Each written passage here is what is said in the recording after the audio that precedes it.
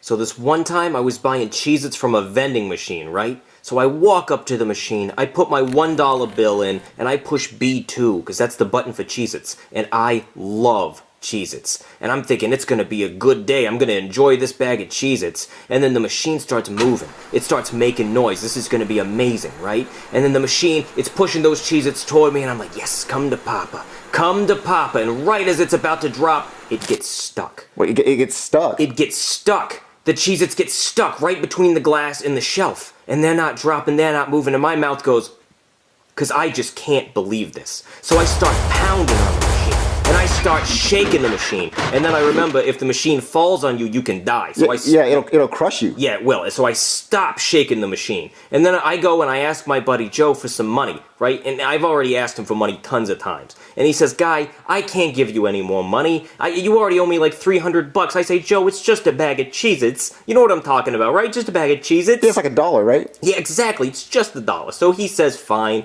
And he gives me $1 in quarters, okay? And I'm thinking, yes, this is perfect. I needed exactly $1. I'm going to go back to that machine. So I walk up to the machine, and I put each of those quarters into the machine. And I'm thinking, this is going to be amazing. And then, much to my surprise, the coins just drop, and they fall right into the change return slot. I'm thinking, what's going on?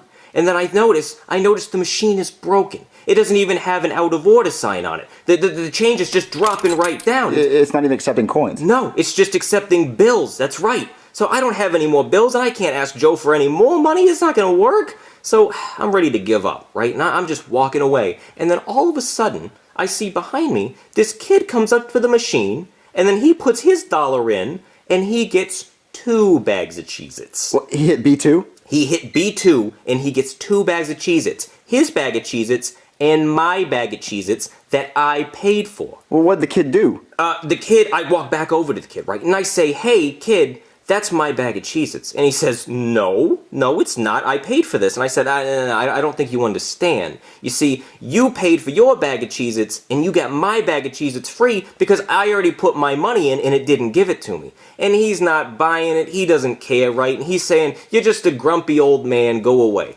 So I lose my temper a little bit, and I start putting my hands on the kid. You know, I think you understand where I'm coming from, right? I'm just like, I'm grabbing the kid, and I'm strangling him just a little bit, to be honest. And then his mom comes around the corner, and she sees this, right? And she freaks out. She thinks I'm just some crazy cop abusing my power.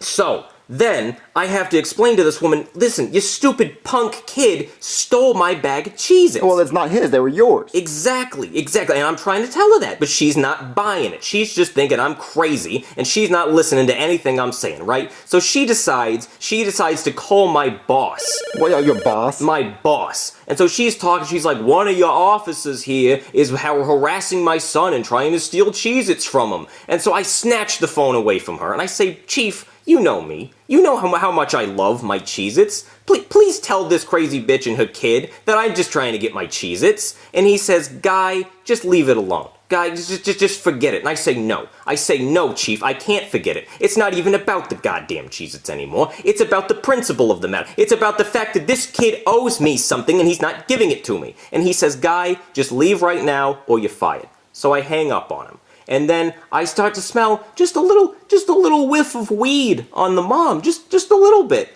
And then I start arresting the mom. And so then the kid goes into foster care, and guess who gets 2 bags of Cheez-Its? Who? Me. I get 2 bags of Cheez-Its. 2 delicious bags of Cheez-Its.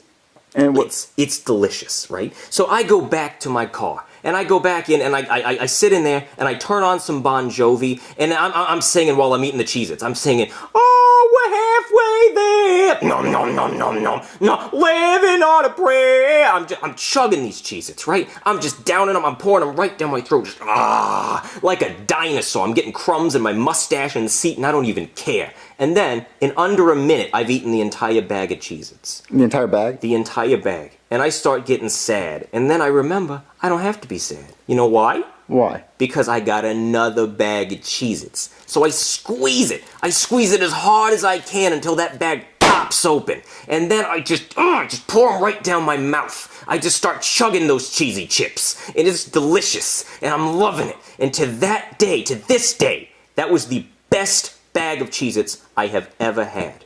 And I always keep an extra $1 on me, just in case. So yeah, that's the scariest story I know. And I know what you're thinking. I mean, how is a story about Cheez-Its scary? But, you know, you never know what life's gonna give you. One minute you get no bags of Cheez-Its, next minute you get 2 bags of Cheez-Its, you're in foster care, and your mom's in jail. You just never know.